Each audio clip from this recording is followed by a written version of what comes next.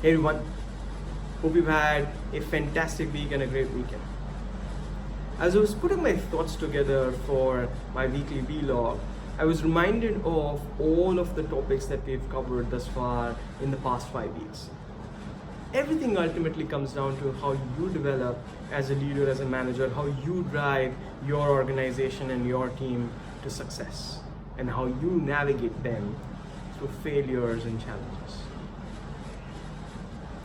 But what is the responsibility of a leader? How much is the responsibility of a leader? I was talking about a few of my friends, and some of them said, well, AJ, a leader cannot be held responsible for coming up with every strategy, with making every decision, with monitoring everything that's going on. Yes, as leaders, we hold others accountable for what they're supposed to achieve, but you can't expect a leader to be doing everything. Yes, that's true. That would be micromanagement. I spoke about this on my own vlog where I said the ideal way to be a leader, to coach, to mentor is not to give solutions, but to ask others about how they would think about a particular solution and teach them how to navigate that circumstance. But every 5th of October, I go back to the one singular page remembering Steve Jobs that Apple maintains. 5th October, for those of you who know, is Steve Jobs' death anniversary. And people talk about on that page about all of the life experiences that they've had with Mr. Jobs.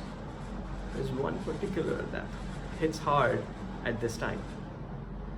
It was when Steve Jobs would promote somebody from being a junior VP in his company to becoming a vice president. He would talk to them and tell them, when you were a junior VP, it was okay to make excuses. It was okay to say that something was not your responsibility, but now that you're a VP, the buck stops with you. He would often give an example about how if the floor wasn't clean and if you went to the janitor was in his complete rights to tell you why the floor wasn't clean. The bin was full, the broom was bad, water isn't available, myriad of reasons. But you as the VP take the blame for the floor not being clean where you're holding court.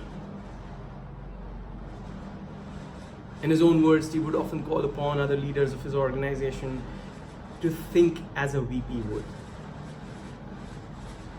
And this is a fairly radical concept. How can you, as a leader or a manager, take on ownership and hold responsibility for everything that goes around you?